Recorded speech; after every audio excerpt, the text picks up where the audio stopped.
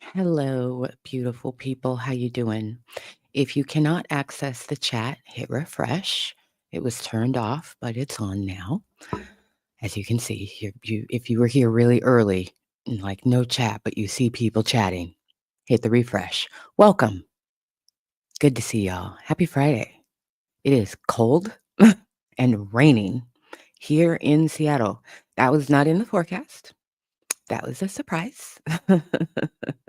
Just mist in the air, and it smells kind of funny outside, not gonna lie. It doesn't smell very pleasant. I don't know what that's about, but it's still Friday. So hallelujah. And we are here this morning to unwrap a present. Yes, we are here to unwrap a nice little Friday treat. Yum, yum, yum, yum, yum.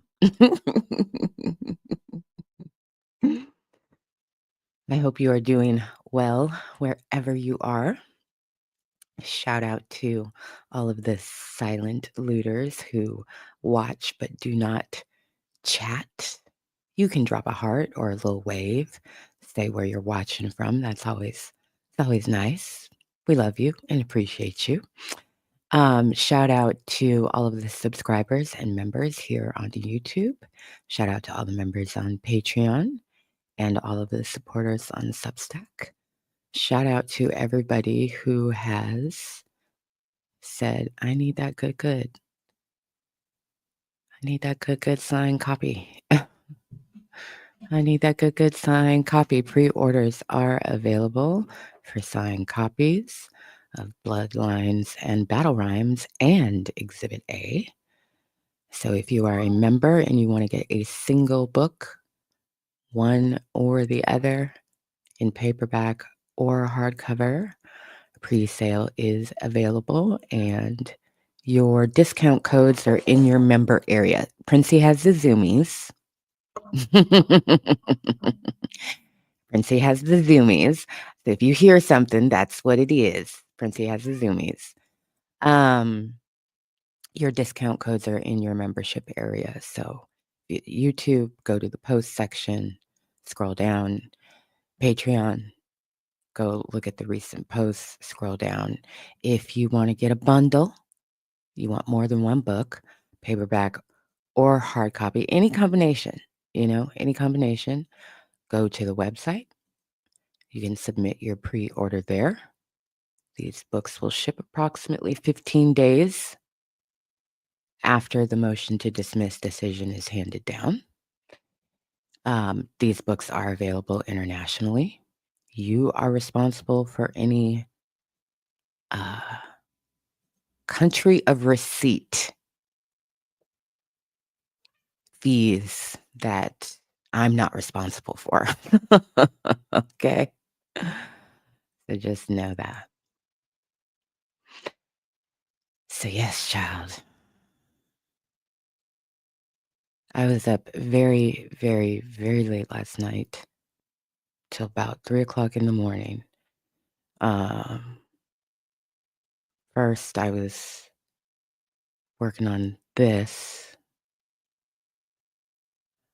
which don't even get me started. Don't even get me started on the numbers. But anyway, I was working on this. This is not a reaction video. This is a commentary, a breakdown video. So if you liked the COINTELPRO video, you like those scripted videos, that's what this is. If you want to see my reaction to the episode, the link to that is in the description of this video. But this video needs love and attention. It needs likes, it needs comments, and it needs to be shared. I worked longer on this video than I have on any video recently that is scripted. I put my whole back into it, okay? Um, but yes, as an added little bonus extra treat, you you get the link to my reaction, which was immediately YouTube was like, absolutely not, no. But Patreon and Substack were like, sure, love to see it, bring it on. So if you're subscribed to the main Things Fall Apart Substack, you got the long form script And then at the bottom of that, you got my reaction video. So give it love. Much appreciated. It was absolute genius. Yeah, he had the zoomies, and now he's done. Now he's in his hammock, and he's like, "Okay. Actually, I'm kinda tired." Actually, I'm kinda tired. You know, uh I wasn't rushing. I took my time. So that's why I spent several hours on it. If I was rushing, then it would have taken, you know, not several hours, but I spent probably, uh, I'm gonna say easily 5 hours, um, between the writing and the editing. Um, so, yeah, I recorded the entire script. It's 30 minutes, and then I cut it down to 11 and a half for YouTube. So, Substack has the whole script. It's lengthy, but, yeah. I think it's very worthy. It's a very worthy topic. I don't care if you've ever watched South Park. I haven't watched South Park. I haven't thought about South Park in over a decade, but I knew the very second I saw Trump and South Park in a headline that, this was going to be something that has impacts that reverberate. Um, so my reaction to it has most of the episode in it.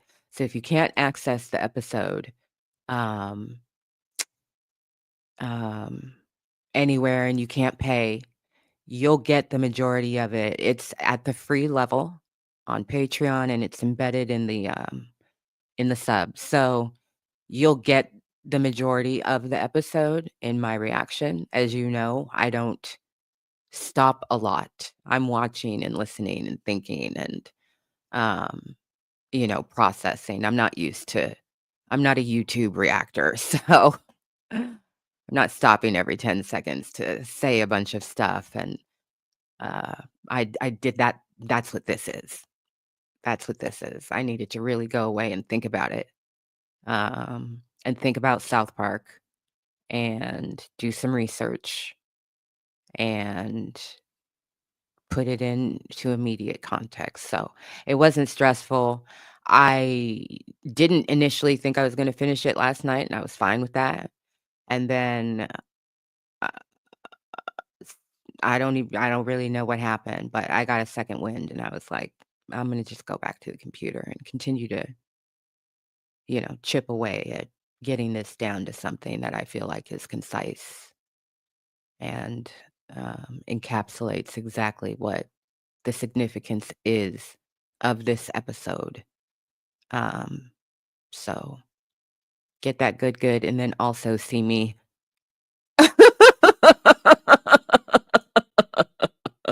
It's not like I sit there stoic the whole time. There are definite where I'm just like, what is going on? And you know what's interesting in this video, there I have a bunch of graphics. There are a bunch of screenshots with little, I used very, very small, very tiny, tiny, little tiny tangerines, you know, to censor the content. And then I self-reported to YouTube when I uploaded the video. I said, listen, there's little, tiny, tiny, little minuscule, microscopic even, okay? Microscopic, little teeny tiny tangerines in this video, but they are in this video. So go ahead and do whatever it is that you do to demonetize it or, you know, not let certain segments of the public see it. you know, little bitty, little bitty tangerines in this video. And again, because I was up, usually I do it in a mount. I set all the things, I scheduled the video, and I was like, okay, I'm done. But I was sitting here for so long. I got shorts done. I got those, set up to go. And then I watched the video actually process through, and it gave it a green. I said, it's supposed to be orange.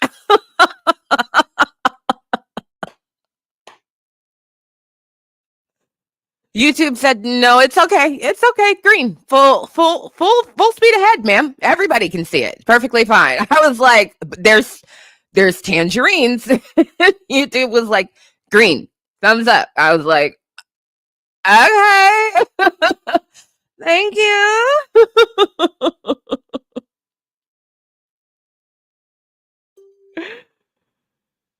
As tiny as googly eyes at the end of the episode. Tiny, just tiny little tangerines. I made that, man. I was shrinking. Listen, I blew those pictures up. I zoomed in on those pictures. Okay. They were filled up the whole monitor. And then I was like, I just need I need the tangerine to cover just.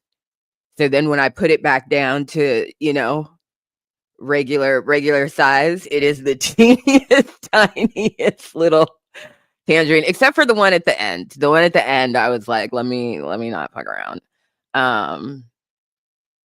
Good God. But yes, I was very shocked when YouTube was like, oh, we'll take all these screenshots. We'll take all these screenshots, and your little teeny tiny tangerines, aren't those cute? Full monetization. I said, hey, I did what I was supposed to do. I did exactly what I was supposed to do. Unironically, the color coded, thing that should have popped up after it went through all of the checks that it goes through, which takes time. It usually happens in the background after you've uploaded a video. But it asks you about your content when you're monetized, and it gives you several options to select of what is in the video. And you should self-report, because the more you accurately self-report when they spot check you, when a human spot checks and agrees with your assessments of your videos, they spot check you less and less. So they're like, that's an unproblematic channel. I want to remain an unproblematic channel. So I was like, I'm a self-report my little tiny little tangerines up in here. I said, cute. I said, cute. Go for it. So check out my hard work and his little teeny tiny tangerines. Give it a like, give it a comment, share that shit, because I put my back into that one, and I'm very satisfied with it regardless.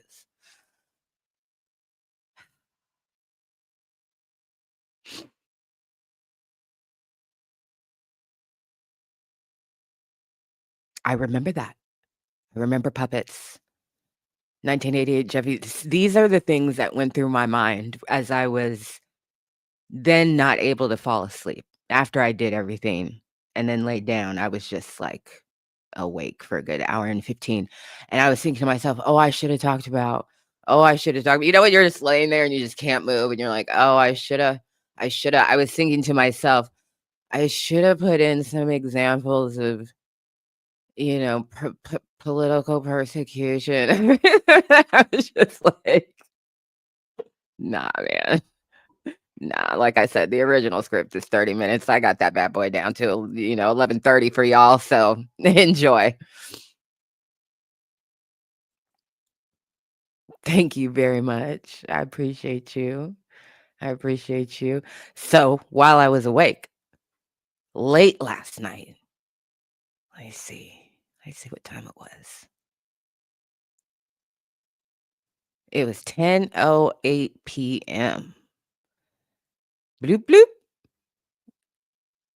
3 new docket entries for the Barry White Family Trust versus Cooley and Rodney. Oh, I said, okay. Because foolishness has been being peppered onto the docket. I don't go live for every damn thing they do on this docket because we've established that's ridiculous and they're absurd. But I opened the email. It's like, let me see if this is. I opened the email and the first word that I saw was sanctions. I said,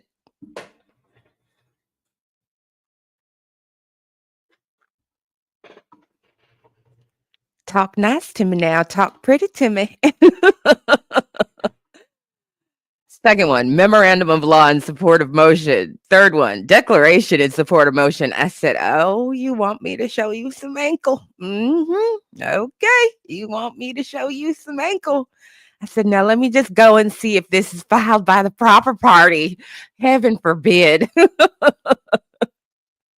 So I went on to the EFC and I looked just to see, like, because you can get like a couple more sentences beyond just the technical title of what is filed. And I saw the Barry White Trust lawyer's name and I was like, I'm not even going to get the documents. I'm going to wait.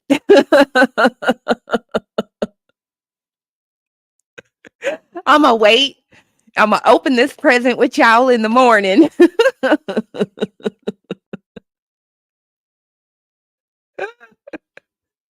Hit that like button. You like ankles? Hit that like button. Yeah, so recently, the Barry White Trust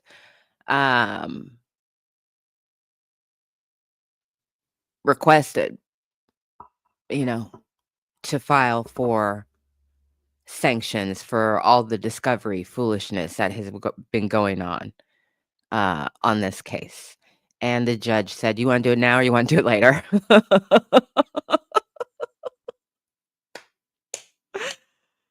Judge said, you want to do it now or do you want to do it later? Is this like a tab thing or is like a pay bill as you go? And the judge gave them, said if it's a now thing, file it by the 25th, response due by, rebuttal to response due by. If you want to file it later at any point in time and raise the same, matters that you would have raised right now, you can do that. That's fine. That's fine. And last night, hit the docket. Motion for sanctions. I said, okay, all right. And I didn't download everything. I downloaded only what I thought was critical. And that's 151 pages. But we're going to start with 32. Okay. We're going to start with 32 beautiful pages. Let me share my screen. I said, oh boy, we've arrived. It's time, is it? Okay. Okay.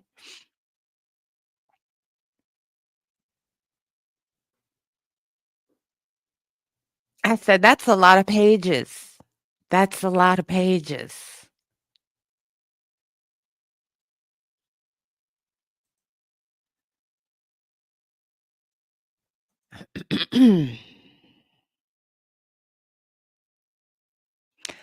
We've got the motion, we've got the memo, we've got the declaration, and then we've got exhibits A through L.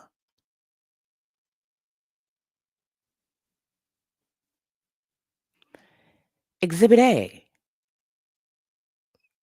Chronology of filings. Exhibit B, July 21 emails. Exhibit C, Nicole Key declaration. Exhibit D, first document request. Exhibit E, first interrogatories. Exhibit F, defendants' responses and objections. Exhibit G, meet and confer letters. Exhibit H. 1. Oliver's document production. Exhibit H2, letter from Nicole Key. Exhibit I, letter and documents from prior counsel for defendants. Exhibit J, retained new counsel emails.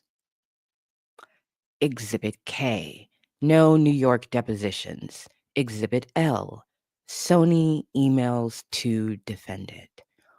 They pantsed them on the docket. They pantsed them. Tangerines for everybody to see.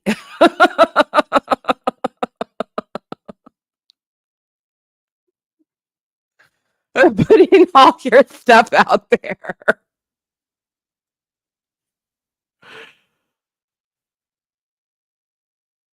Kylie and Carter, we have arrived. Sanctions were foreshadowed over and over and over again and over and over again. So, as filed by the Barry White Family Trust against Joe Cooley and Rodney David Oliver. Preliminary statement, procedural background. Defendants' violations of the scheduling order and initial refusals to provide discovery. Defendants' failure to comply with the court's first order compelling discovery. Defendants' failure to comply with the second order compelling discovery. Multiple other deficiencies with defendants' discovery responses. Defendants' other willful violations of this court's orders and directives. Relief requested. Legal argument. Point 1. Final order compelling disclosure. Harsher sanctions are warranted and the court's inherent powers. Defendant's misconduct will not abate without the imposition of sanctions. Filing injunction order. Point 2. Point 3. Conclusion.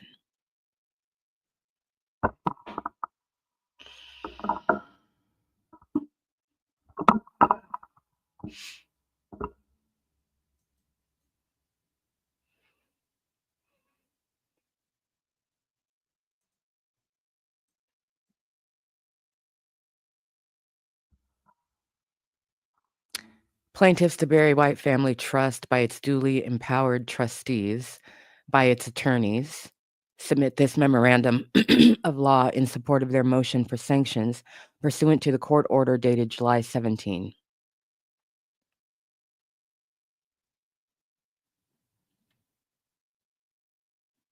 Lost in the cacophony of defendants' dozens of vexatious and frivolous filings containing countless unfounded accusations and aspersions is the true core of this action, the legacy of the late, great Barry White and his seminal song, I'm Gonna Love You Just a Little More, Babe.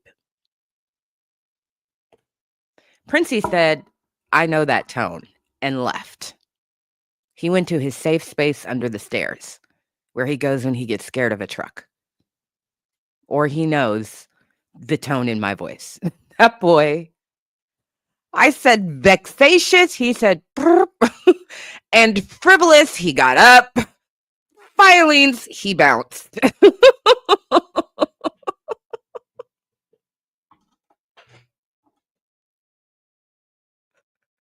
He said, I don't know who did it, what they did. I don't need to be a witness to it. Don't ask me nothing. I wasn't there. I don't know. I mind my business. And left.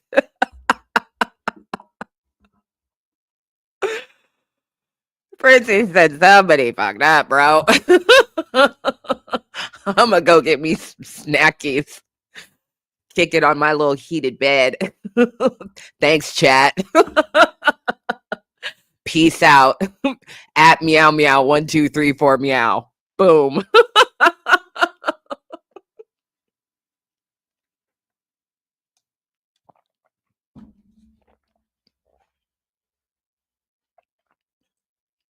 Princey be for real be on some. I could have told you, bro. She's not the one. I could have told you she's not the one.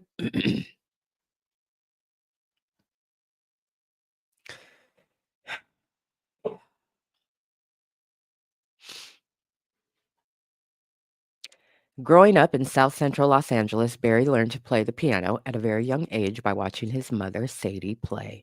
His debut album was released in April 1973. It mixed lush orchestrations with soulful hooks and percussions, which created a whole new genre of music. At a time before social media and streaming, when there was only radio play, I'm Gonna Love You Just a Little More, Babe shot to the top of Billboard charts, number 1 on the R&B chart, number 3 on the pop chart. It was first of many of Barry's mega hits. The intro hook of I'm Gonna Love You Just a Little More, Babe is what plaintiff claims is infringed by everlasting bass, as is the substantial repetitive use of the Barry White intro hook in the song Like That, which was created and released based on a license issued by the defendants. This is the heart of the plaintiff's infringement claims and the basis for plaintiff's lawsuit. I don't know if you're picking up what they're laying down here, but one of the things that they just laid down here is, I'm guessing, this is a guess. I don't know if you caught it.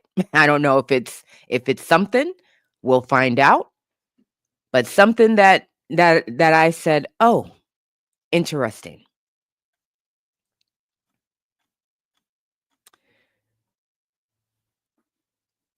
Barry White learned to play the piano at a very young age by watching his mother play.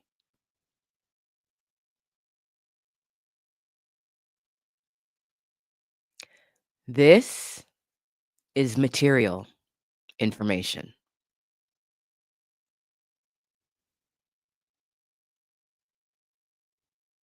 Because one of the things that Rodney O, etc., is saying is, the nail in the coffin for this case, as far as they're concerned, in their legal genius, is that they want to see the sheet music. They want to see the original written composition of this song and proof of chain of custody of that document. They have filed motions more than 20 times. Overall, they've filed more than 48 ridiculous motions on the docket. So somewhere between 20 and 48 times, they have brought this up as if only written music can be copywritten, which is not true. So, off jump, one of the things that they are laying down here in their legal narrative is, first of all, how Barry White learned to play the piano.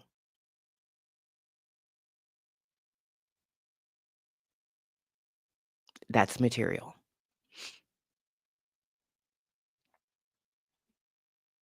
Overall in the case, that is material information.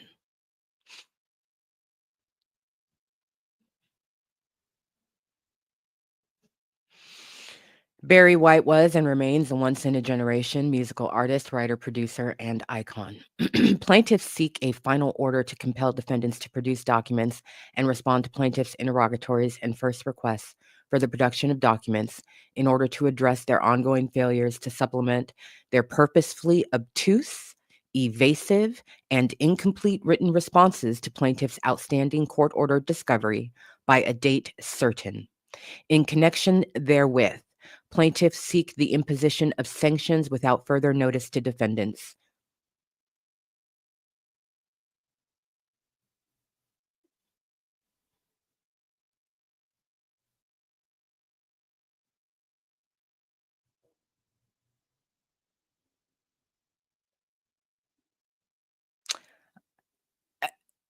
In that vein, but not specifically that. In that vein, but not specifically that. But in that vein, yes. Because one of the ways that when you are filing a copyright claim, you have to prove ownership and authorship. And you have to prove the chain of those things throughout the existence of the written work. So they have latched on to one one way, one way, sorry, that authorship and ownership is proven. And that includes music, in this case, music on a piece of paper.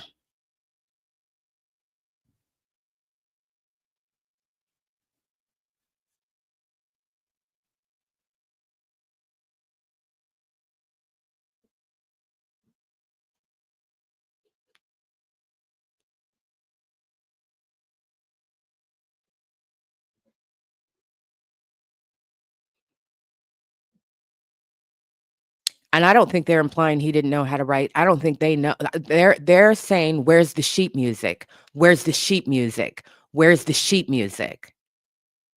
I don't know what the trust has told them behind closed doors about ownership and authorship. I don't know. What they're saying is, we've looked at everything. We're relying on ChatGPT. ChatGPT told us this one way, and that this piece of paper should be somewhere, therefore, in a court filing. And because they haven't found it, this is what they're up in arms over. This is why they keep filing the same stupid shit over and over and over, because they've locked themselves into believing that this is how they win the case. They don't have the sheet music. Stupid. Totally stupid. And the judge has said, like, plaintiffs have made it really clear that they have no problem surmounting that, proving ownership and authorship, and the court agrees. Excuse me.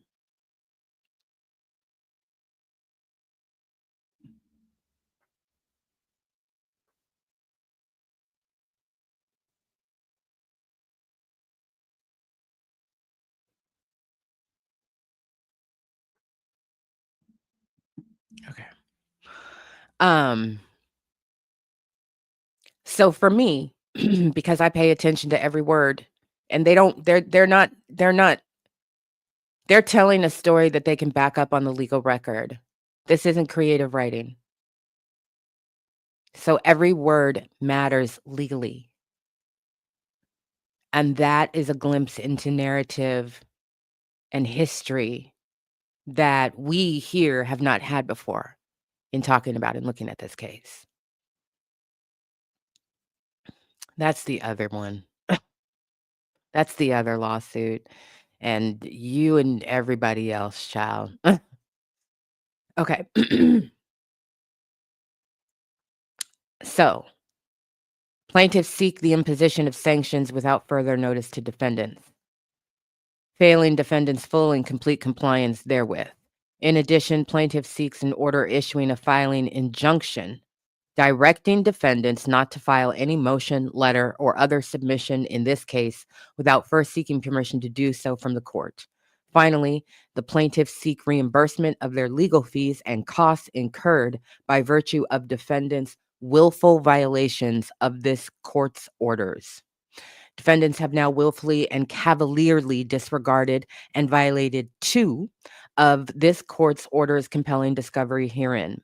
This court's July 11 order compelling their discovery responses and document production by July 15, and this court's July 17 order, whereby the court invited plaintiff to make this motion for sanctions if the defendant's production of documents is materially deficient as of July 17.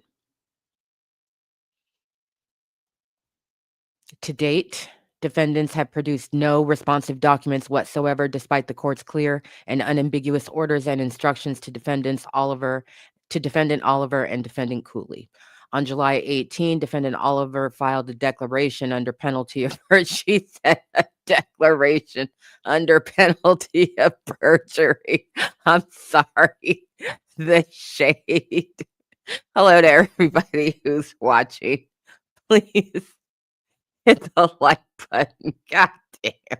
Lawyers crack me up sometimes. Oh god, right there. On July 18, defendant Oliver filed a declaration under penalty of perjury in which he blatantly lied to the court by stating that he had produced Bates number documents to the plaintiffs. He did not. Whoa. Whoa. Whoa. Just as recently as July 21 and today, this is yesterday, this was last night. Okay, so they were up to the minute with this filing. Up to the minute. As recently as July 21 and today, July 24, amid their ongoing flagrant failures to engage in meaningful discovery and comply with outstanding orders, defendants have continued to escalate and double down on their willful violation of the court's orders by filing yet another motion challenging standing, as well as another request to the court seeking leave to file a motion for summary judgment in blatant disregard to the court's clear instruction that summary judgment motions would be filed when, class?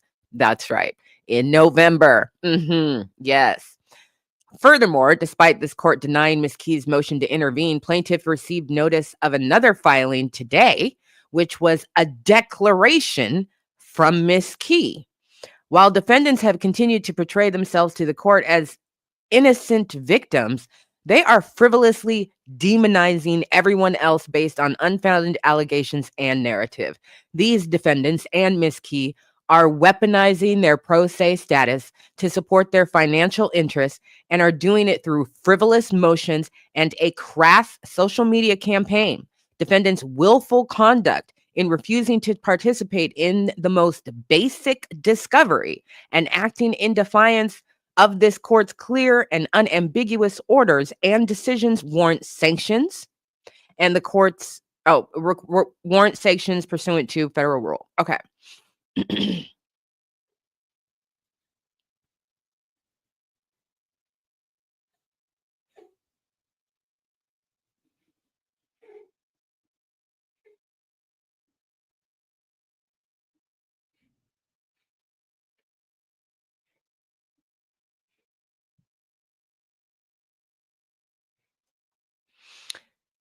Okay.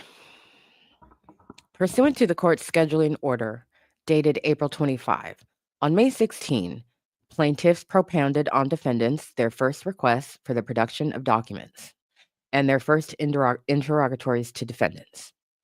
Defendants' responses were due on June 13, and defendants neither requested nor were granted any extensions. On Saturday, June 14, day late, defendants emailed a document entitled Defendants' Responses and Objections to Plaintiff's First Set of Interrogatories. We went over those here. The defendants' interrogatory responses were both incomplete and deficient, and the defendants did not provide any written responses, objections, or provide any documents in response to the first document requests. On June 25, plaintiffs sent a letter particularizing each of the issues and defects of defendants' discovery responses, failures to respond, and failure to produce any documents. We went over that here. Defendants' failure to respond thereto prompted plaintiffs to send another letter on June 30, requesting to schedule a meet and confer. Defendants failed and refused to meet and confer in connection with any of the issues. On July 9, the plaintiff wrote to the court requesting a pre-motion conference. The court granted the request and held the conference on July 11. We talked about that here. On July 11, the court issued an order compelling defendants to 1, produce responsive documents to plaintiffs' outstanding document demands, 2, answer the plaintiffs' interrogatories by the following Tuesday, and to answer. Okay.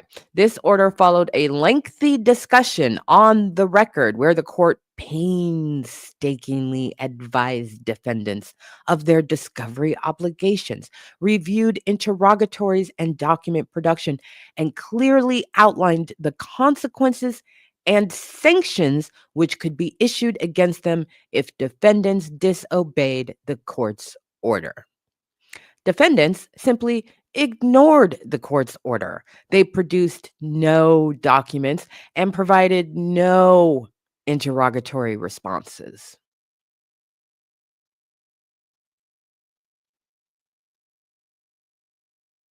These people are ridiculous.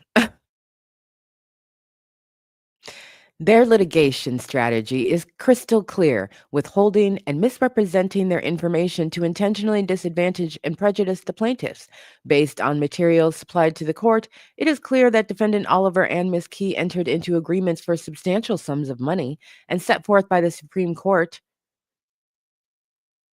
A sanctions order may require the reviewing court to inquire into the importance of the information sought or the truthfulness of the response. Here, the discovery is inextricably tied to both plaintiff's damages and defendant's defenses and counterclaims.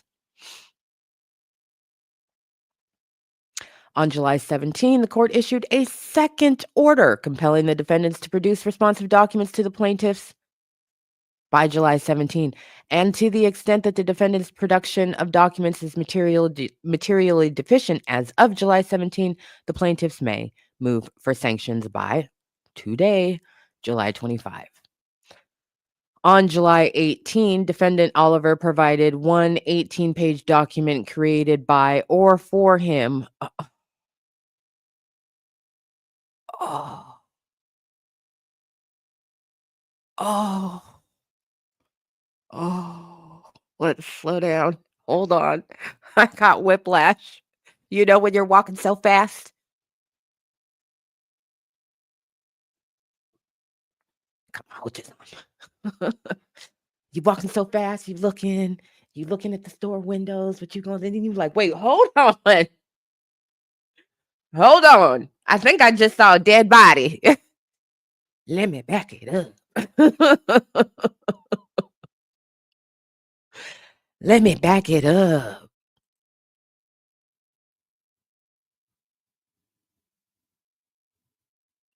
On July 18, defendant Oliver provided one 18-page document created by, in parentheses, or for him, which stated that enclosed in this production are the following: signed and verified discovery responses, privilege log identifying withheld documents, Bates stamp document production index for references, correspondence from non-party Nicole Key, dated July 16, objecting to plaintiff's attempts to compel production of private communications, and a Social Security disability verification letter submitted on behalf of Ms. Key confirming the undue burden such requests would impose.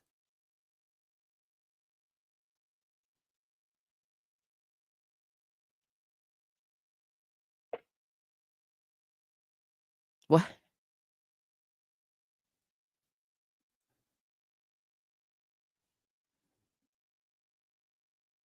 What?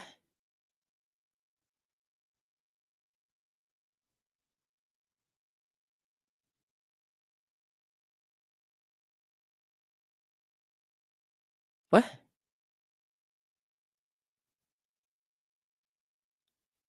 Huh? You're traveling around the country for music, but this is an undue burden? Rhetorical. Rhetorical. Rhetorical.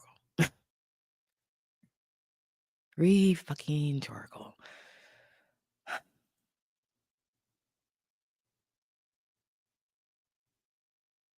In the same email was the letter dated July 16 from Nicole Key. No documents were provided, Bates stamped or otherwise, even as of this filing. Most of the written responses to the document request stated, defendant further states that responsive non-privileged documents have been produced and are included in the production where applicable.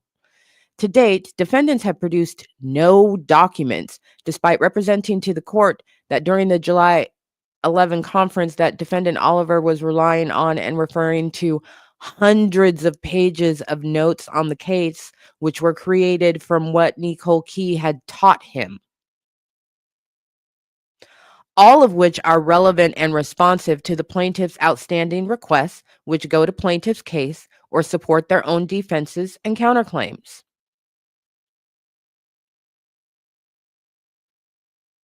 Defendants have admitted that certain documents exist since they have referenced and relied on those documents in court. Ooh, when lawyers underline stuff in court documents, they upset. Bold and underline. When you get a bold, underline, and italicize, they are cussing at their desk. Cussing at their desk while they putting this together. Bold and underline. They have referenced and relied on those documents in court filings. Despite the fact that defendants have yet to produce one document, defendants have already admitted in letters represented to the court that certain documents and categories of documents do exist or are within the defendant's possession, custody, and control. Hundreds of pages of notes on the case. Emails with defendant Oliver's agent, Nicole Key, who is also his rights manager and alleged co-owner of Everlasting Base.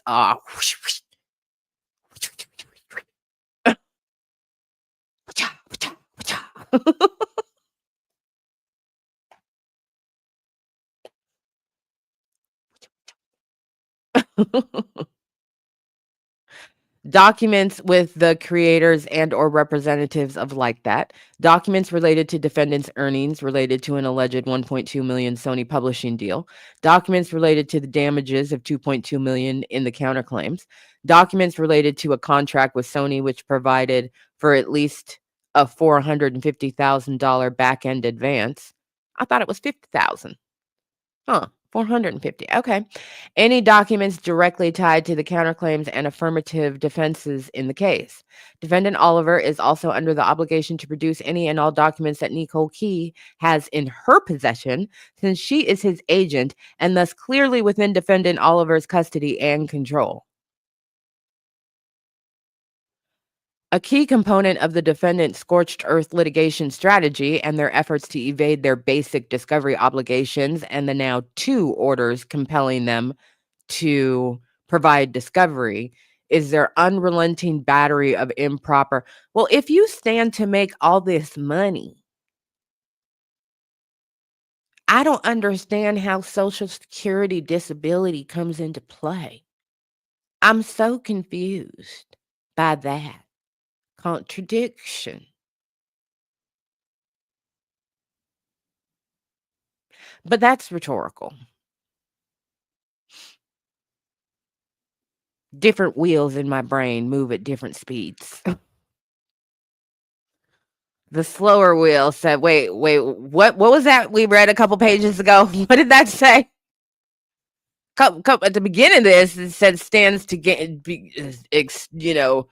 serious sums of money at stake here, and then can't do nothing, Social Security, disability. But social media posts, I'm coast to coast with it for music. I'm coast to coast with it. I'm so confused. Rhetorically. It's rhetorical confusion.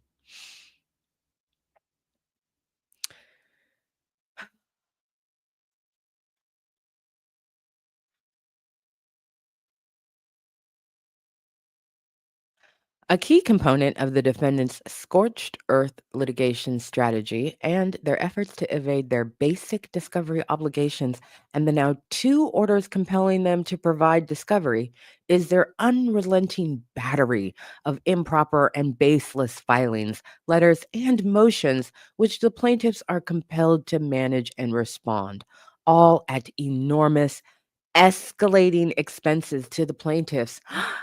Enormous and escalating. Oh my god, you guys. I wonder what the dollar amount is that's in this document.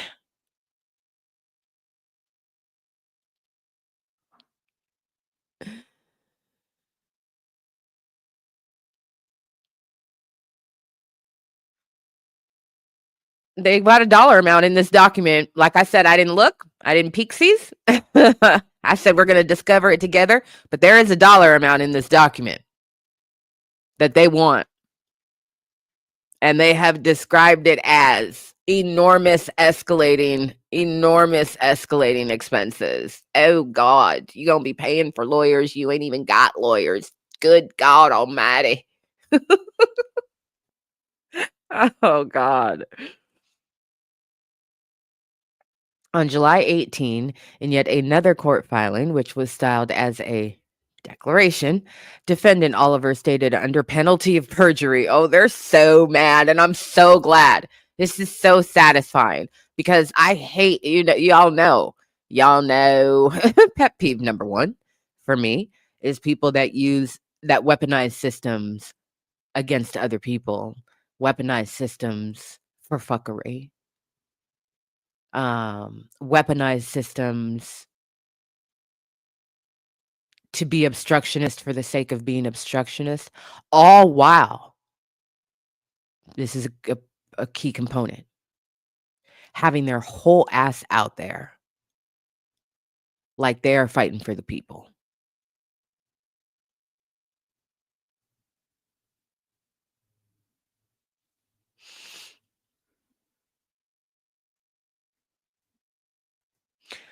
On July 18, in yet another court filing, which was styled as a declaration, defendant Oliver stated under penalty of perjury, I have made a diligent and sincere effort to comply with the plaintiff's discovery request.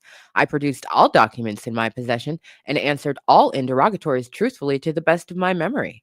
These are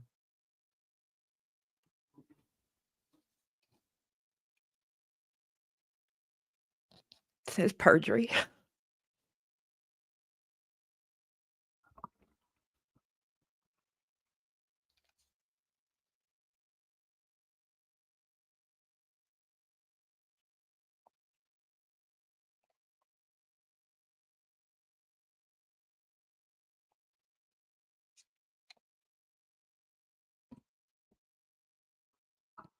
These are perjurious statements and blatant misrepresentations to the court.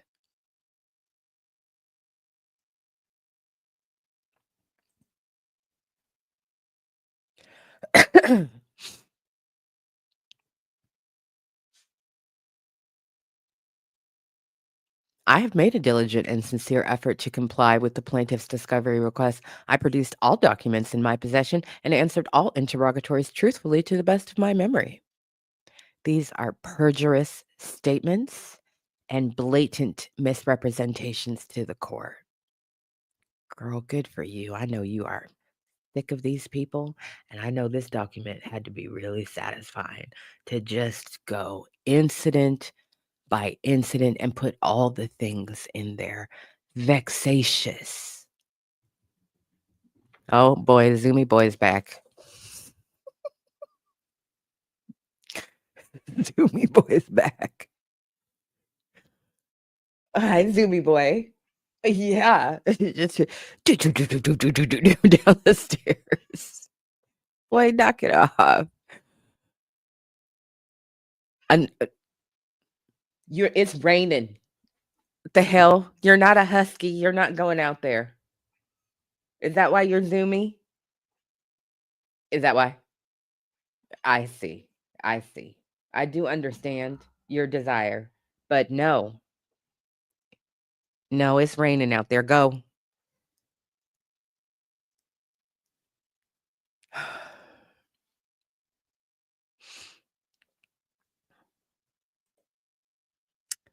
Michelle Johnston said, I got a memory. I got a memory. I got a memory. Okay.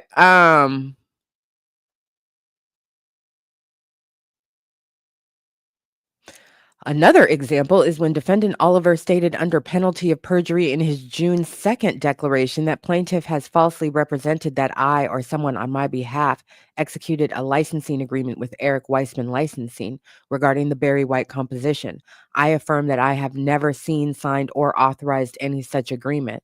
And yet, defendant Oliver attached that very signed licensing agreement himself in his filing of a motion to strike unauthenticated license agreement, filed on the same date, and asking that the court bar plaintiff from referencing this document or similar claims regarding Barry White licensing. While the very document itself shows the signing history, defendant Oliver says it was not him.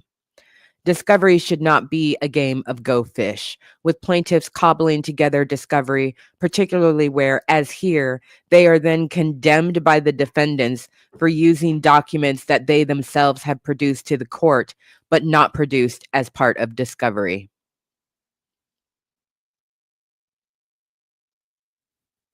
Defendants have failed and refused to correct their evasive and incomplete responses to plaintiffs' first interrogatories, as they were ordered to do on July 11, in addition to the more elemental issue of defendants' failure to provide any documents at all.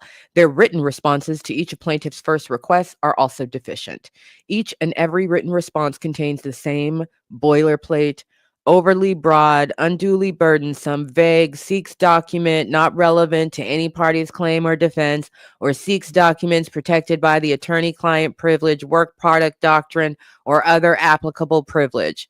Defendants made no attempt to explain any of these objections, and further failed to state whether any responsive materials were being withheld on the basis of those objections. The defendant's privilege log asserts that defendants have been communicating with counsel between April and July. Yet Fox Rothschild filed a motion to withdraw from this case on March 21, and the withdrawal was granted on April 9. Moreover, defendants indicated they had retained new counsel, prompting letters on May 14 and May 24, yet defendants never identified any new counsel. Item number 3 of defendant's privilege log reports to assert a work product privilege in connection with a draft memo from Nicole Key, R.E. Barry White response.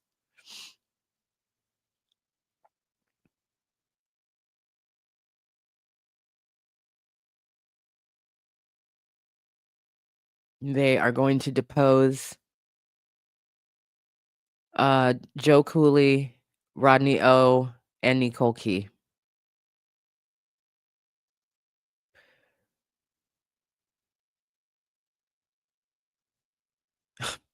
The court has previously asserted in the April 9 memorandum opinion and order that Key is not authorized to practice law and may not undertake the responsibilities of an attorney. We looked at that. Notwithstanding that the court order denied her request to intervene, Ms. Key filed another declaration today.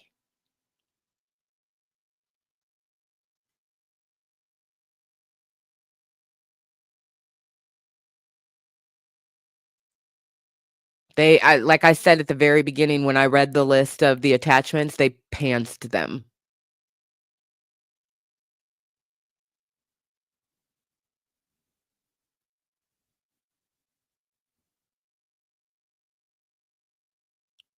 You told everybody you got grapefruits under there. Let's show them the little mini tangerines. Finally, the privilege log lists a communication with counsel submitted under seal to the court in July. Defendants did not seek leave to file documents under seal, and no notice was filed on ECF and plaintiffs. While the motion for sanctions against defendant relates specifically to defendant's willful failure and refusal to produce documents in response to 3 orders of this court, 2 of which are orders compelling disclosure, it occurs within the context of defendant's continuing disdain for and overt failures to abide by this court's orders in general, and their cavalier disregard to the waste of the court's judicial resources. They said vexatious. And now they're bringing up something judges care about more than their firstborn children.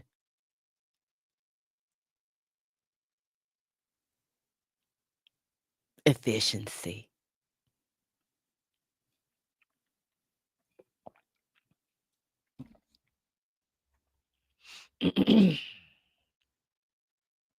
In its April 11 order, the court clearly outlined the discovery process and specifically stated that in the event there is a dispute, the parties must first express their concern to the other party and attempt to reach an agreement.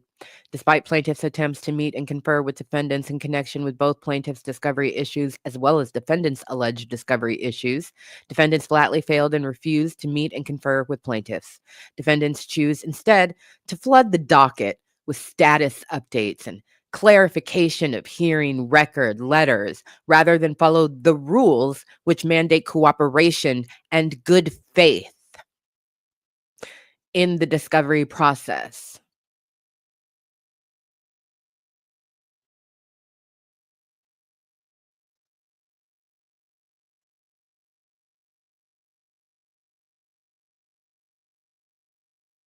Oh, this is interesting because I thought you were just in New York, but now you're refusing to do depositions in New York. On July 11, 2025, plaintiffs served notices of deposition on the defendants for them to appear in New York before the end of July. Both defendants have refused to do their depositions in New York. While the court has extended the discovery cutoff date to September 2, plaintiffs note that as the defendants' delays and obstructionist behavior continues, a further extension may be warranted on those grounds and respectfully request that depositions and third-party subpoenas be adjourned, as well as to properly address this discovery issue with the appropriate motion as to costs.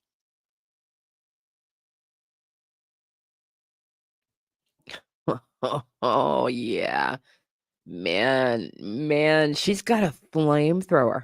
This is a flamethrower. This is a flamethrower.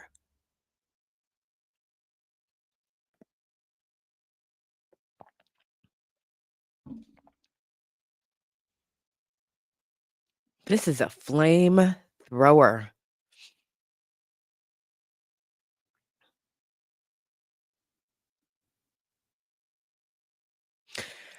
At the July 11 conference, the court unequivocally directed the defendants, to the extent they feel they had a basis to claim that plaintiffs did not have standing to assert the claims in this lawsuit, to follow the scheduling order and file their motion for summary judgment November 2025. The very next day, Defendant Oliver filed a document with the court styled as a preservation of standing objection and clarification of hearing record, where he proceeded to reiterate the same argument with the same rhetoric, ignoring the court's direction to wait until November to file these arguments. Finally, in its July 17 order, the court issued a written order. Underlined. She's so irritated. Order. I get it. I so get it. I feel it. I feel it. I feel it. I feel it, girl. I feel it. Order. Underline. Order. The court issued an order. This is Your Honor. This is what this is. This is what this is. Your Honor.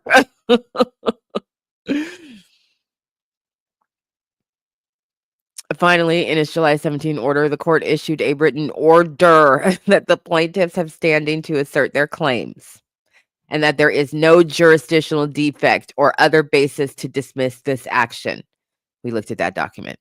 Defendants have twice in 1 week initiated filings which blatantly ignore this order and the court's unambiguous directive at the July 11 conference that any standing issue could be asserted properly as part of a motion for summary judgment in November. On July 21, defendants served yet another motion to compel plaintiffs to produce documents in support of plaintiffs' chain of title and their standing to assert their claims herein. This motion was summarily denied today. This was yesterday. We talked about it.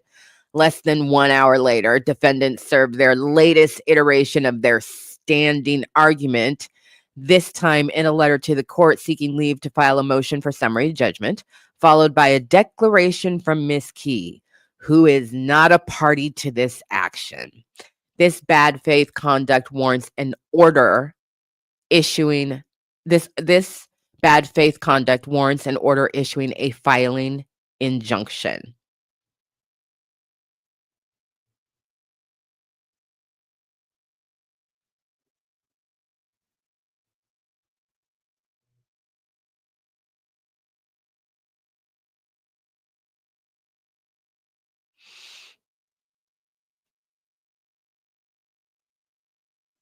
Defendant's strategy is plain. Obstruct discovery, delay proceedings, level ad hominem attacks, and multiple frivolous filings with the court, and continue to drive up the expenses for the plaintiffs. It is clear that without sanctions, the conduct will only continue and escalate.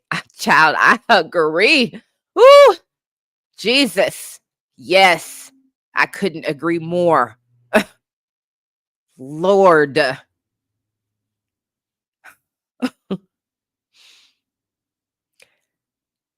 Oh, relief requested. I don't know if I'm ready. We about to start getting to some numbers.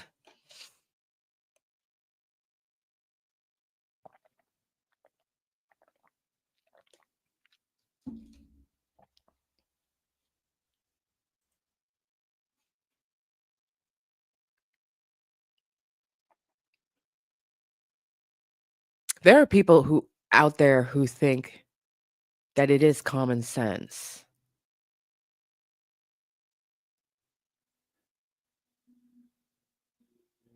to,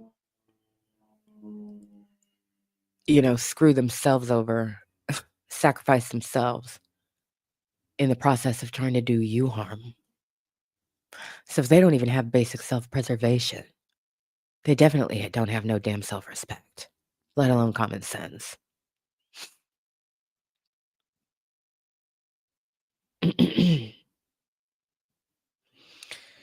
Sanctions are clearly necessary and appropriate here, absent which the defendants will continue their campaign of aggression. On the July 11 conference, the court meticulously outlined a range of sanctions which could follow from defendants' failure to comply with discovery obligations, including adverse inferences, the striking of evidence, and terminating sanctions.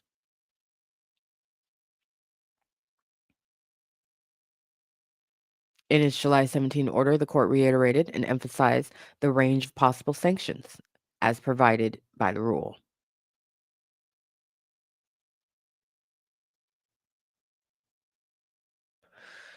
There is no justification for defendants' protracted refusals to provide discovery, particularly in the face of multiple unambiguous court orders and rules providing that they do so.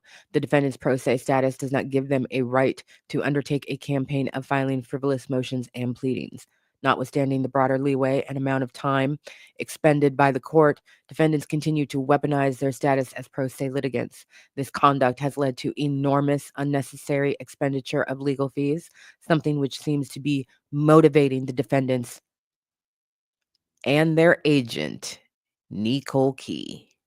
Wow.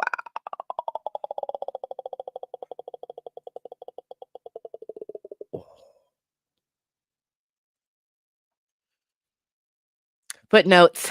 Footnotes. It is clear that many, if not most, of the filings have been created, at least in large part, by AI programs.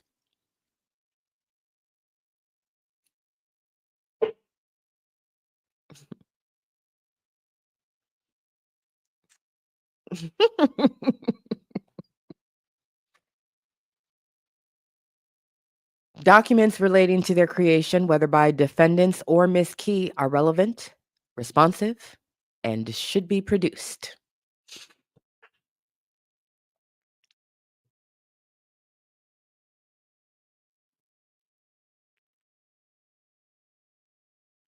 Defendants were served a litigation hold letter on May 7, 2024, which addressed their duty to preserve documents. Defendants' failure and refusal to provide any documents also raises spoliation concerns. We talked about this before.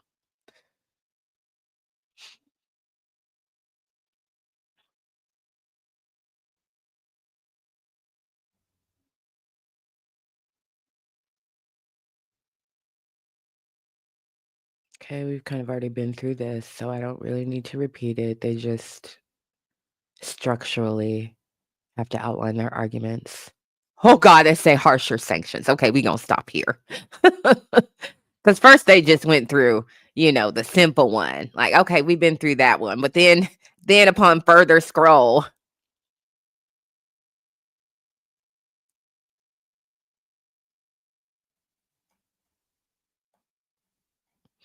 harsher sanctions are warranted.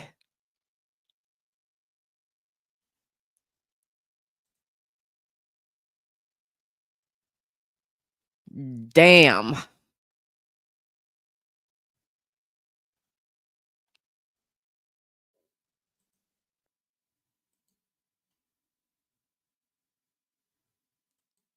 That's another one. Hold on, wait. Hold on. What was that? Harsher sanctions. The harsher sanctions pursuant to federal rule and described at length to the defendants by the court at the July 11 conference and in the July 17 order are necessary here. The defendants have violated the court's orders and have continuously obstructed this litigation by their perjured statements. Ooh, ooh, ooh, ooh, ooh.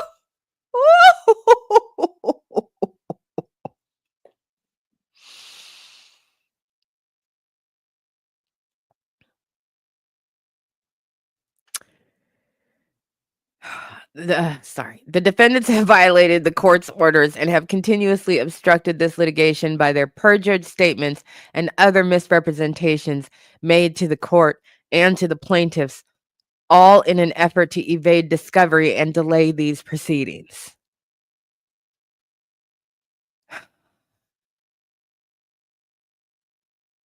I don't know if you were here earlier, but the first time perjurous came up, I had to take a second because I wasn't expecting them to go there. But this is nah, nah, nah, nah, nah, nah, nah, nah, nah. You following through? That they are the flamethrower, assassin level massacre. I mean, you put whatever on. They are. I said at the beginning of this document, just in looking at the outline, they pantsed them. We are witnessing a full pantsing. We're putting all your shit out here for everybody to see exactly what the fuck it is that you've been doing and to remind the court in one fell swoop, all of the things that you have done and the exorbitant amount of money it is costing our client. They said harsher. God damn.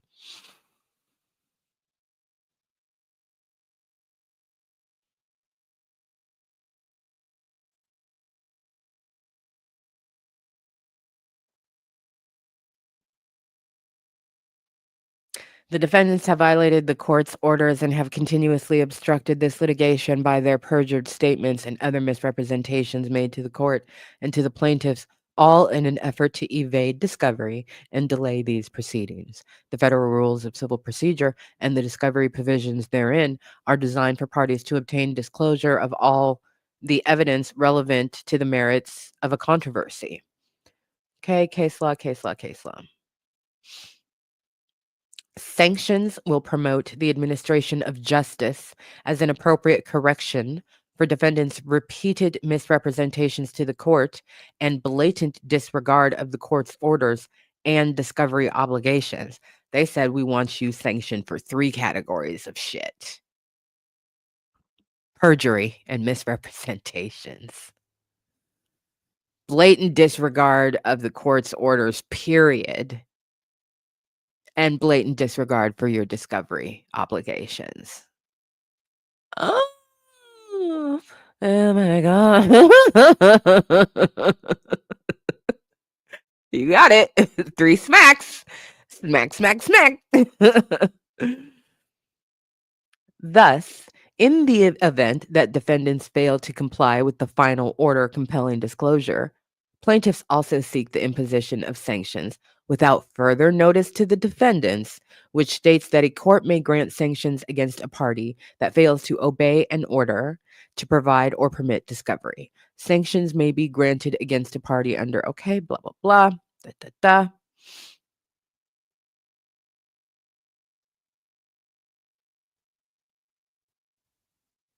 When a party fails to comply with its court-ordered discovery obligations, the court supervising discovery is permitted to issue further just orders, including, as relevant here, an order dismissing the action or proceeding in whole or in part.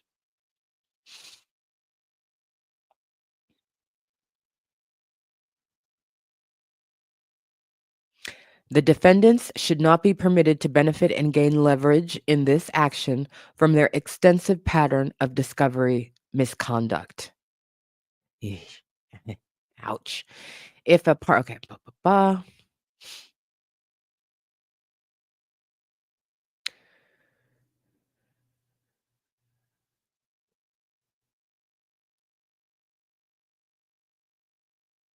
Okay, that's all repetitive.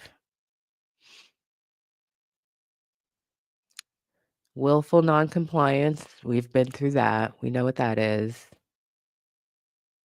So they go through and they define willful and cite a bunch of case law. Efficacy of lesser sanctions.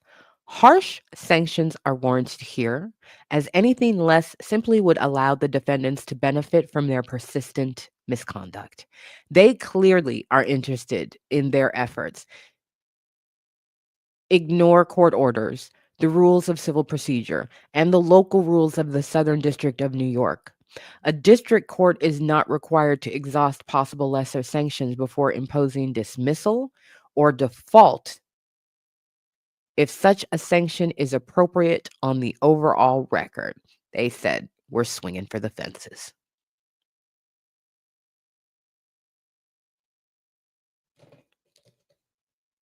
They're swinging for the fences. They said, actually, you could enter a judgment that we win right now.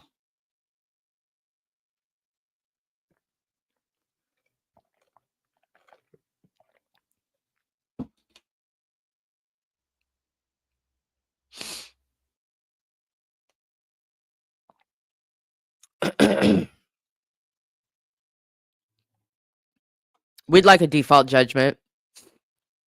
That'd be great. You could do that. You are the judge. It is relevant to the situation that we're in right now. Case law.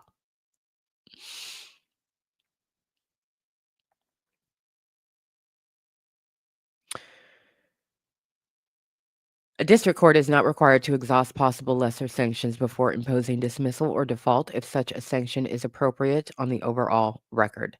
The defendants have not produced any responsive documents after repeated request, receipt of a deficiency letter, and the issuance of multiple court orders. Therefore, the sanctions requested by plaintiffs are appropriate and necessary. And then they go through and they prove out the time frame of duration of noncompliance, because that's something that they have to calculate. So they're just ticking all the boxes here procedurally.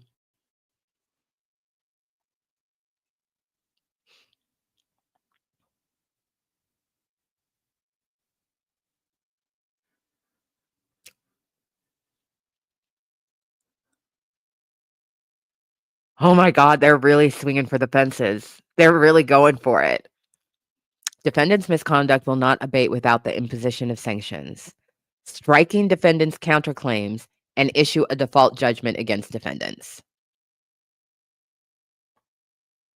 Oh my God, I'm so happy. Oh God, this is so great. This is so satisfying. This is great. I didn't know we were gonna do this. The seduction. I was not prepared.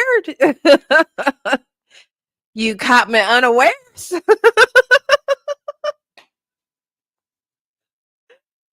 Oh goodness, I'm blushing. You caught me unawares.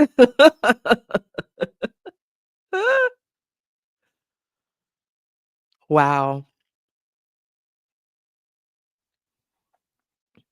Thank you, Kim Tillman. Appreciate you very much. Spencer Granger, thank you, beautiful. Davis Lewis Love, thank you. Thank you very much. Barry White would sing the parts to the musicians. Music director would write it out on sheet music. This is not new. This is a demonstrable part of music history. It's so absurd, but they are absurd people, right? But this is why I say never underestimate stupid people with a plan. Whatever that plan may be, they may not affect the outcome that they want, but they leave it here with something. And this is what the Barry White Trust is putting together here in this, is that absent these motherfuckers having an adequate defense for anything, they have decided to make our clients' lives and pocketbooks a living fucking hell. They're too stupid to come in good faith. We've already determined that here. Too stupid to come in good faith. Too stupid.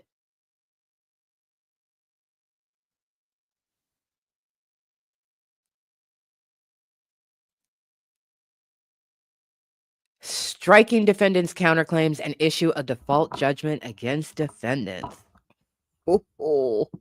They said, here's what we'd like. Here's our option number one. We'll take this off top.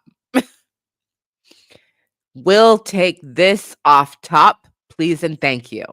By withholding all documents and refusing to answer questions concerning the creation. And by the way, I said this. I've said this all the way along. Okay.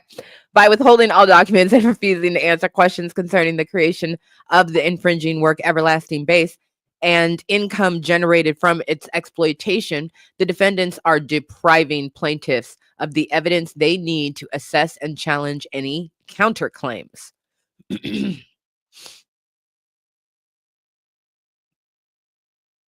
While the court has many possible sanctions at its disposal, the fact that the defendant has failed to respond in any way to this court's orders or discovery requests indicates that the ultimate sanction, striking of the answer and entry of a default judgment, is an appropriate sanction.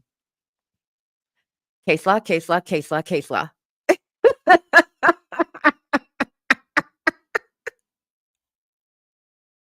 Thank you, Demetrius. I'm very happy. This is great. This is great. This is so great. I woke up this morning, I was like, oh yeah, that's right. That's right. That's right. Yeah. That's right. This is happening. This is sitting for me. Was sitting waiting for me to read. Yeah. Case law. Oh, I missed a couple. Case law, case law. Case law, case law. Case law. Oop, case law. Case law. Oh, case law.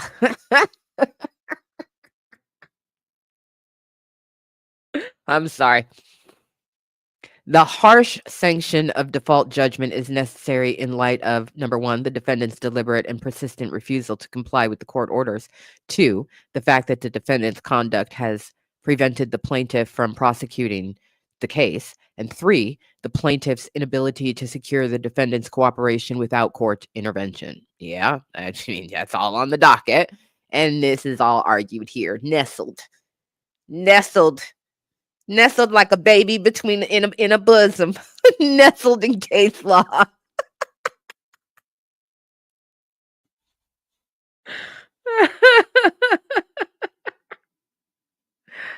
Nestled like an innocent little baby right at their mother's little bosom. Oh God. This is too satisfying. This is too fucking satisfying. I can't tell you how much Biscuit Head Ashery drives me crazy. I just can't stand it when people are doing nefarious shit and they think that it's okay or that they're going to get away with it because systems take longer, than an immediate chin check to come for you. So this is delayed gratification like a mug.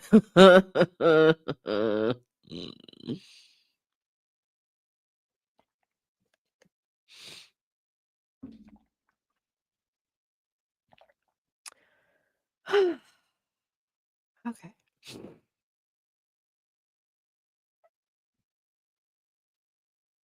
Defendants have and continue to ignore and evade the attempts to resolve discovery disputes without the assistance from the court. The continuous bombardment of irrelevant filings is a tactic to prejudice plaintiffs and is preventing plaintiffs from prosecuting this case. Lesser sanctions would not be appropriate as the defendants are unwilling to cooperate in discovery and continue with their bad faith filings. If monetary sanctions are not sufficient, a court may grant more stringent orders, including adverse inferences, orders for the non-production of evidence upon a showing, one, that the party have control. Okay, blah, blah, blah.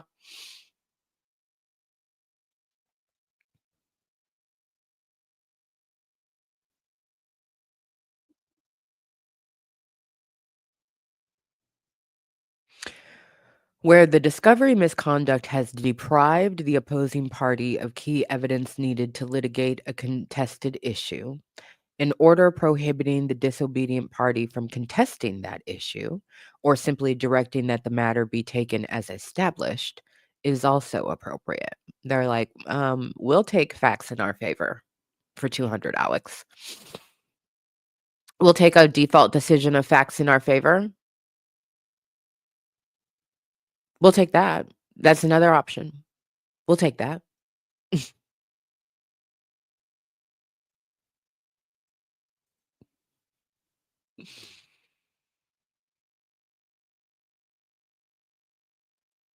In order to proceed with this litigation, plaintiffs are not only entitled to all documents relating to the infringing work Everlasting Base and like that, including but not limited to all licenses granted for Everlasting Base and the financial records related to the profits generated from the exploitation of those works. This is key evidence needed for plaintiffs to prevail on their infringements claim, and plaintiff will be prejudiced moving forward in this action without such discovery.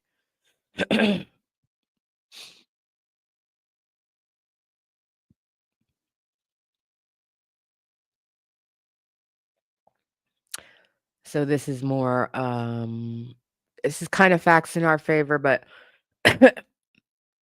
it's about preventing the defendants from doing anything to support their counterclaims or their defenses to the lawsuit, or from introducing matters into evidence which would either support their claims or defenses. In addition to sanctions, plaintiffs request herein a filing injunction to be instated against the defendants' relentless barrage of baseless and frivolous filings. Plaintiffs have had to read and prepare responses to no less than 45 filings, including motions, letters, and notices, all seeking some kind of spurious relief since this case was filed 9 months ago.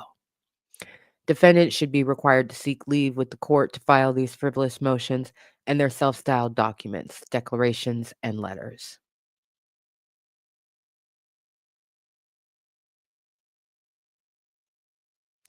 Furthermore, the court held that if the pro se party disregards the filing injunction order, it will exercise its inherent authority to impose financial sanctions on a vexatious pro se litigant. Despite defendants proceeding pro se, they are also clearly perceptive individuals who are fully able to comprehend the clear orders of the court.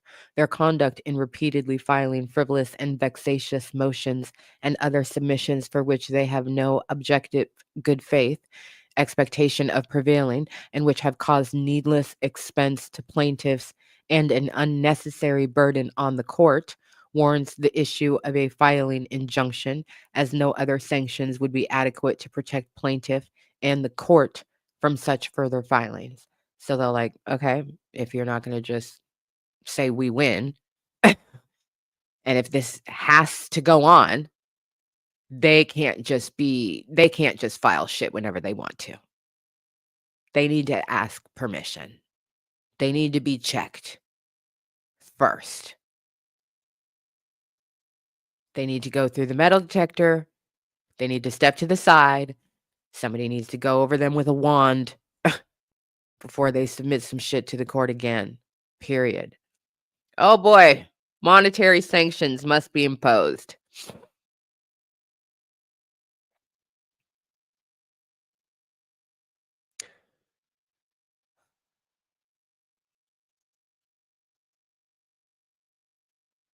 Pro se status doesn't protect them. Despite the court giving clear express guidance, instructions, warnings, and orders on the appropriate conduct on discovery in this matter, defendants continue to blatantly disregard the court and the discovery process. For this reason set forth above, plaintiffs respectfully ask that the court grant plaintiffs' motion for sanctions and to compel an order pursuant to federal rules that defendants jointly and severally pay the reasonable expenses, including costs and attorney's fees, for the expenses incurred in preparing plaintiff's motion for sanctions and all the unnecessary legal fees incurred by plaintiffs based on defendants' filing of meritless letters and motions caused by their failures and refusals to provide discovery herein. They want money. They want an order issuing a filing injunction.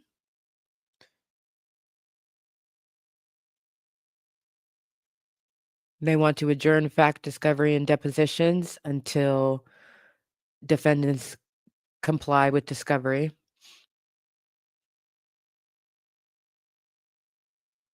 They want a order compelling defendants to produce, including anything in the custody and control of Nicole Key.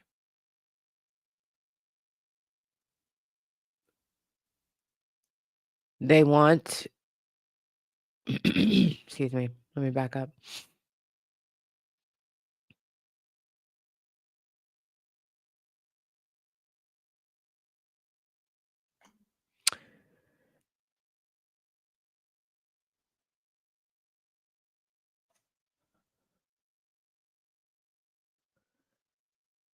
So, yeah, they want all their discovery requests met. They've outlined what they are specifically, and what they're saying is if they don't get that, they want the court to impose without any further notice or any debate or any, objection, response from the defendants in order for a default judgment or an order striking their counterclaims. An order for adverse inference favoring the claims and defenses of the plaintiff, and an order prohibiting defendants from supporting their claims and defenses or opposing the plaintiff's claims or defenses, or from introducing matters into the evidence which would either support their claims or defenses. So no money up in here as of yet. No, amounts.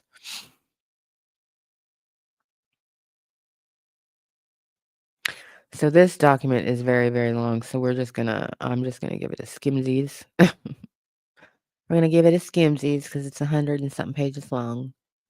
But this is a declaration from the attorney,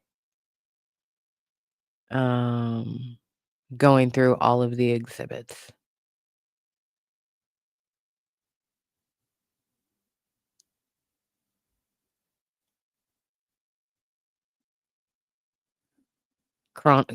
Chronology of all their ridiculous filings. They put everything in here. They've got communications. Let me look at this list real quick because I'm trying to see if there's anything I want to look at. We've got the chronology of filings, emails, Nicole Key's declaration. Pretty sure we've looked at that. Their first document requests, first interrogatories, responses and objections. We looked at that. Meet and confer letters. We've looked at that. Oliver's document production, letter from Nicole Key, letter and document from prior counsel to defendants.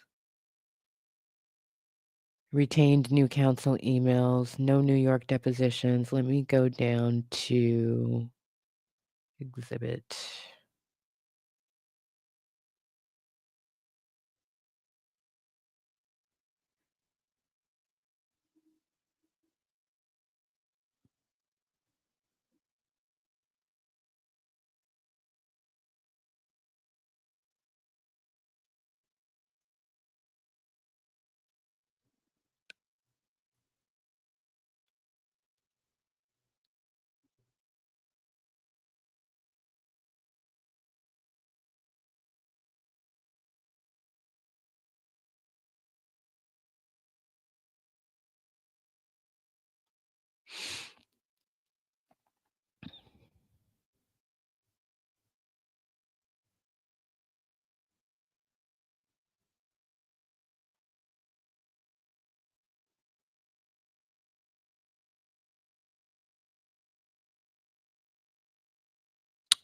The formatting of this document just is upsetting to me.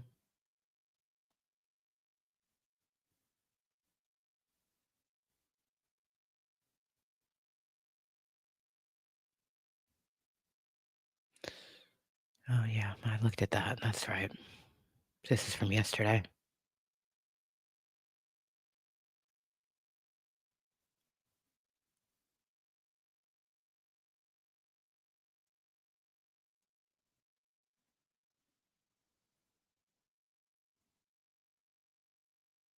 Oh boy.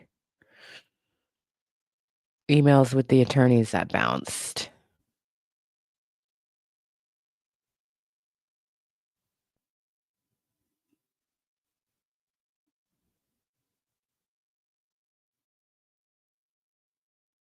Agreement with Eric Weissman that Rodney says he didn't sign, which is absurd. It's just fucking absurd to say some shit like that.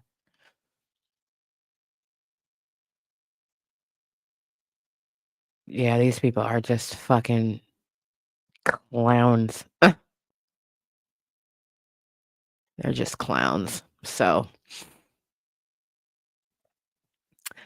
the Barry White Trust, let me look and see here. This was due today.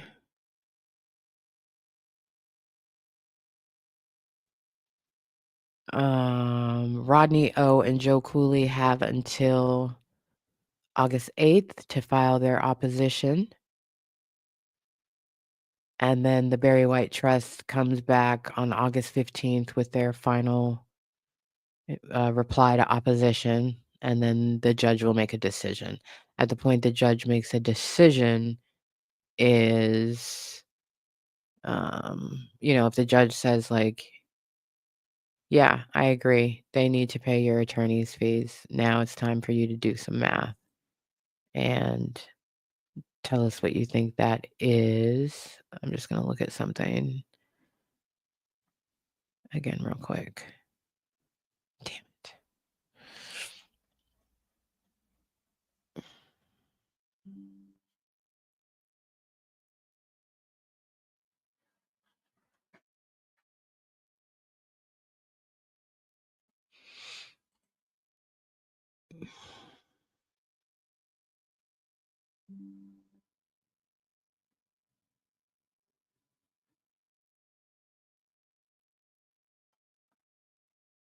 Yeah, so that's what we have so far. Officially. Officially. The legal fight for sanctions is on, and they're going to have some combination of success. That's for sure.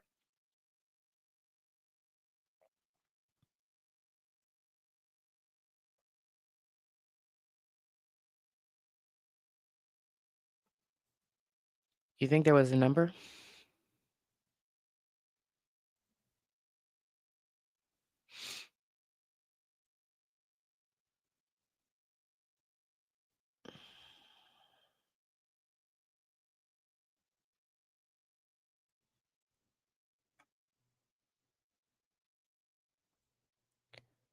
Are you talking about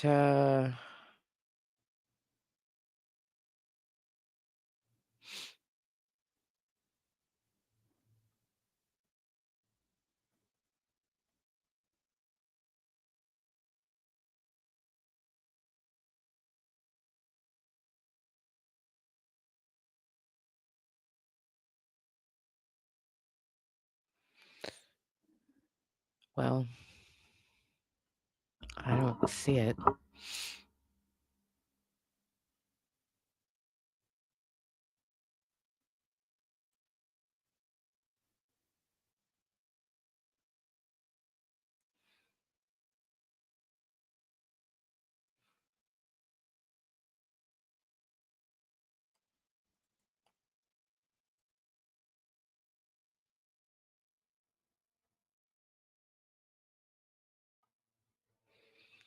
Not there.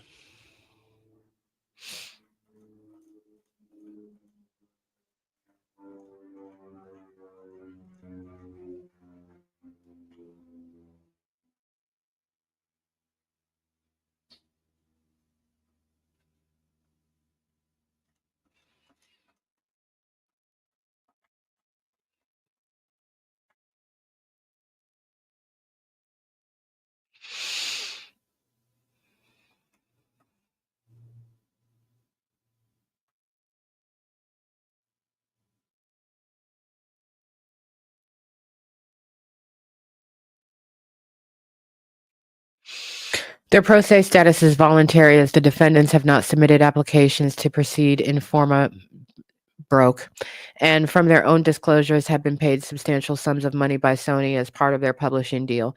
Indeed, in another document filed by the defendants themselves, Sony, pursuant to their contract with defendant Oliver, were willing to advance a staggering $425,000 for the Hood Music contract with Sony dated June 1, 2024 toward legal fees. Needless to say, the agreement was not provided in defendant's non-existent production. Their filings also indicate over $50,000 was paid to prior attorneys. So there is clearly money coming in from somewhere, and none of those documents have been provided. That's probably the dollar amount that you saw. That's the closest. That's on page 28.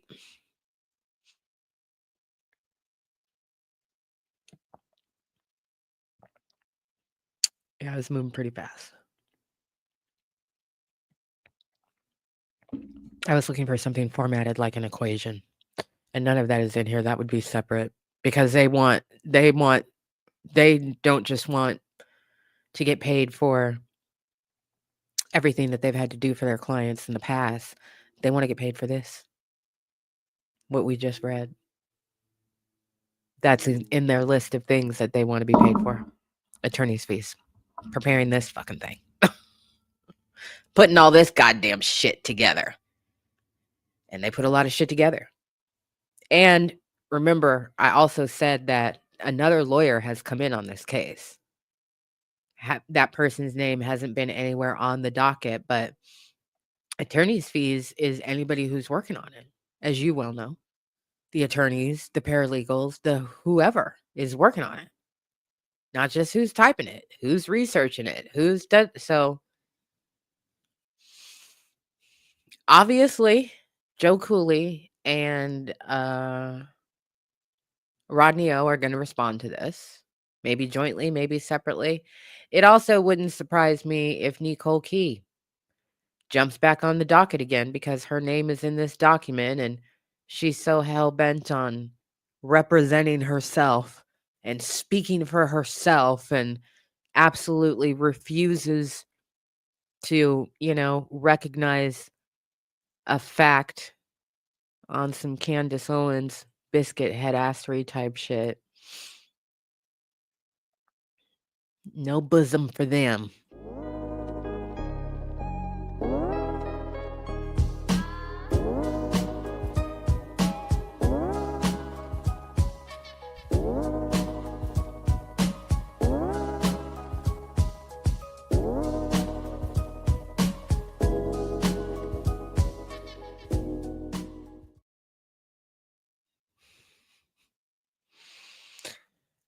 So that's that on that.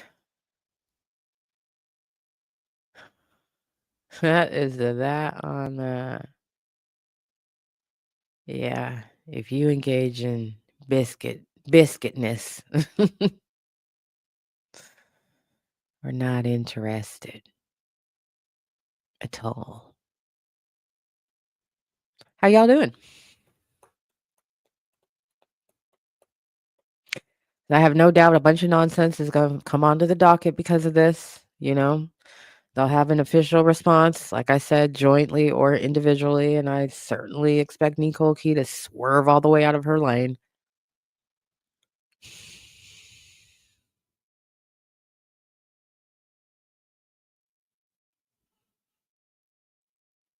Gotta mix it up, Gotta mix it up.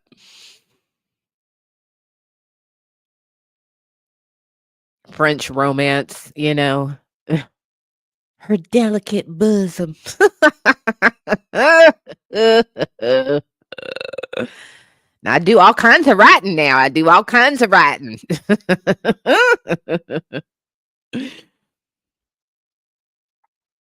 There was a point in here where I was like, child, oh man, I think it was at the point where they said you could just go ahead and give us a default judgment, where I was like, oh God, they're going for the full fucking jugular. They said to the judge, listen, we're going to give you an array of options, okay? To the one that we want the most, all the way down to things that will just make everybody's life fucking easier. And also, teach these biscuit heads a lesson. An array. This is an exhaustive, thorough document.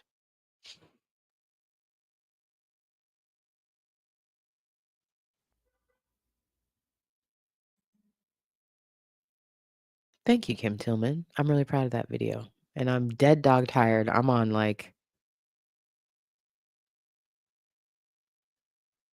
I woke up at 6:30, which is late for me. And Princey was over it. And then I didn't feed him. I left. He was really pissed. He was really pissed. But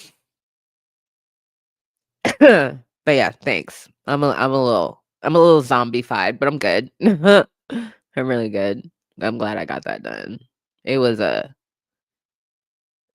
I became very passionate about it very quickly.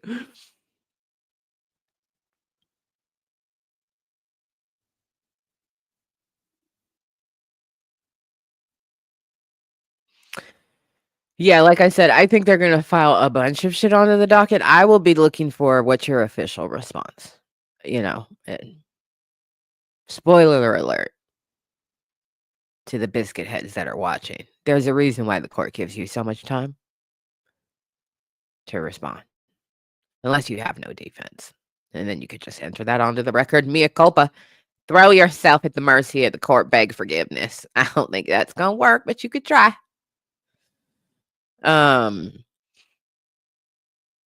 Yeah, they definitely don't have the restraint to not respond, and it would not be wise to not respond. But what I would say is respond to that and don't say shit else. They used vexatious litigants several times. They said perjury. You lied, you lied, you lied type vibes.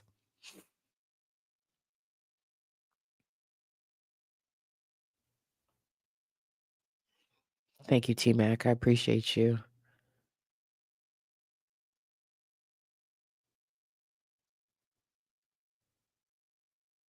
So, I don't wanna hear, anything or see anything other than or give any energy to anything else on the docket other than answer the question asked.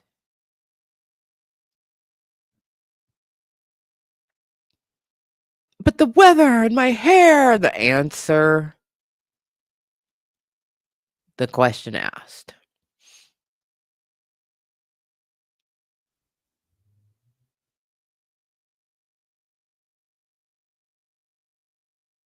These people are playing the dumbest fucking games. Why are we looking at photos of somebody's hand in email communications about turn over these documents?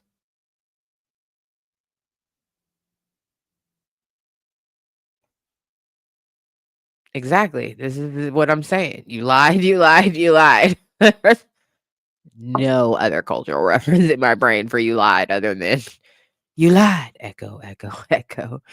You lied. Echo, echo, echo.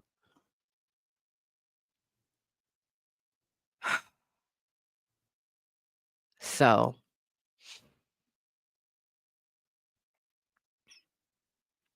I'm glad that the Barry White Trust has finally said, you know what, from here on out, and said to the judge, if you're gonna keep this case going, you need to restrict these people. First of all, they still need to pay attorney's fees and do all this other shit. You need to restrict them from filing shit without permission, without being vetted first. And then if they step one fucking toe out of line without this tit for tat back for forth, should we sanction you? What's your defense? You need to sanction these motherfuckers every time going forward.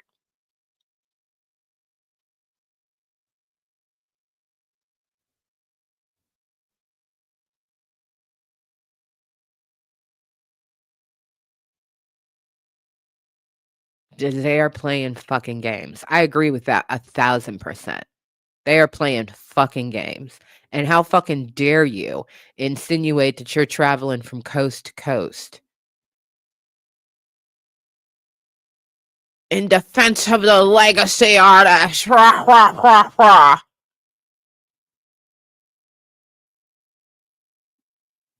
And I own half of this. We're getting hundreds of thousands or millions of dollars for this and blah, blah, blah, blah, blah.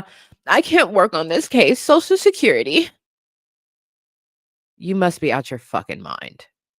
They just say whatever they want to say in the moment. That's not a strategy.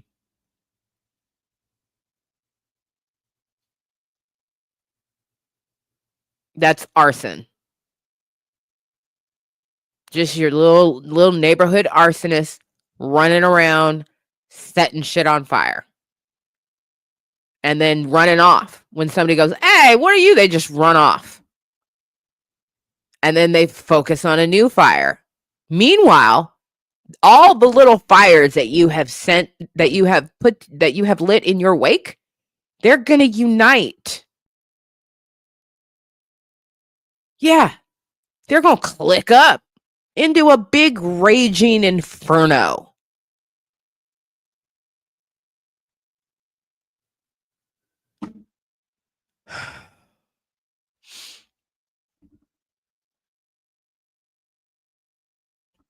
Some people think arson is a strategy. Did we mind meld on that? Did we mind meld on arsonist? That's funny.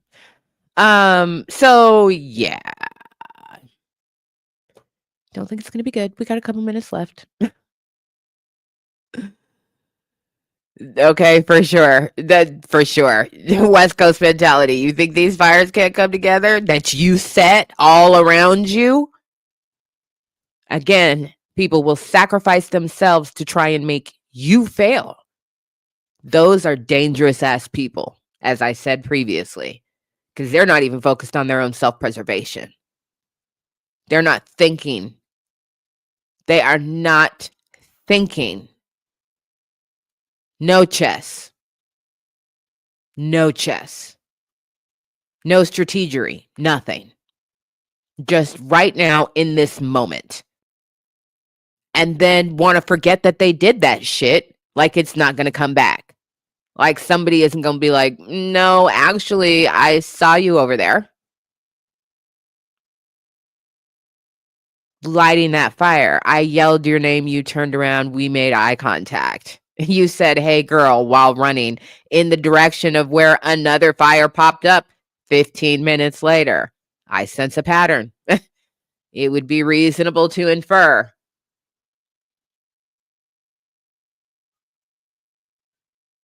"Oh, about that fire I set last Saturday. Let's go ahead and strike any reference to that on the court docket heretofore." No. No. No. And the problem with scorched earth strategy is that your ass hasn't colonized Mars. You own this planet too. It's not infinite. It's quite small, actually, in the scheme of things. Little pale blue dot. Boop. Stupid people.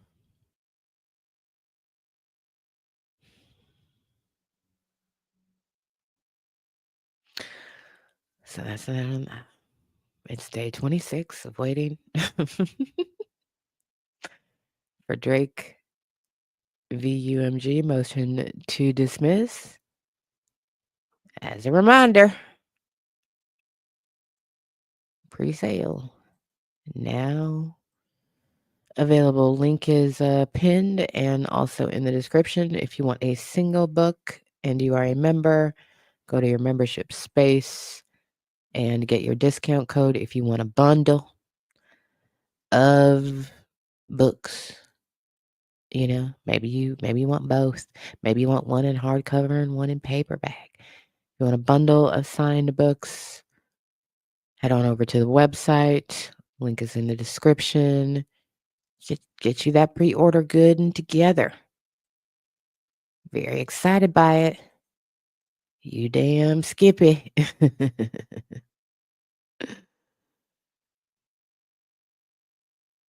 Yes, it's the only thing we're waiting for. I woke up this morning and I was like, "Oh, I wonder if it's gonna happen today." Fridays are a good docket dump day, you know? Yeah, yeah, yeah, Friday is a good day for things to get dumped out. So I was like, again, me with my little frivolous, "Maybe it's coming," rationale. Who knows? If it is, I'll be back. That's for damn sure. I'll be back. But yes, in the meantime, this was very satisfying. Very, very, very, very, very satisfying because enough already. Enough. It is absurd behavior. And I agree. I said this from jump. You teach people how to treat you. The threat of sanctions hanging over these people's head is going to be no deterrent whatsoever. No deterrent. You have to actually go for the jugular in every way that you can. And it would appear that opposing counsel was like, let us count the motherfucking ways these people can be sanctioned.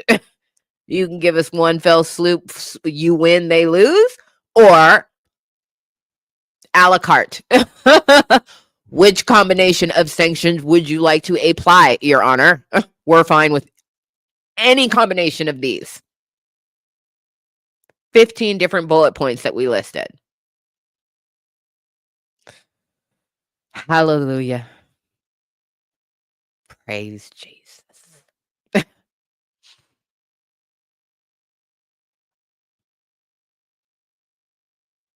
Oh no, I'm so sorry. Well, I'm glad that you're otherwise okay.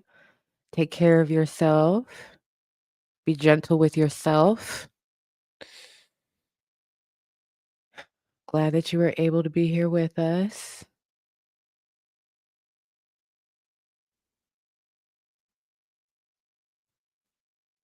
What UMG rap lyrics law? This ought to be good. What UMG rap lyrics law?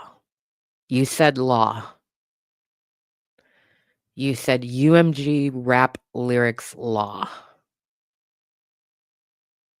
This better be good.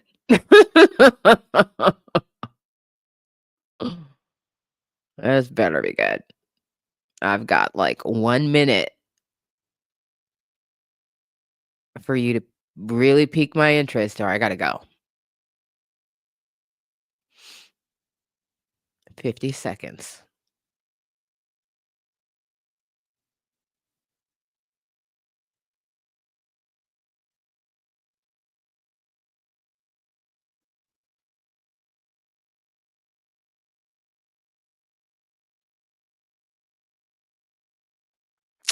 Thirty seconds.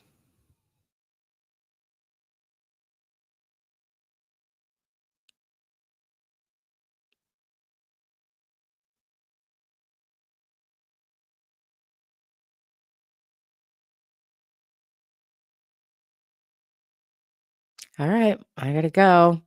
It's good to see y'all. If you have something pressing, Princess Lily, post a comment after the video, after this ends, post a general comment on the video.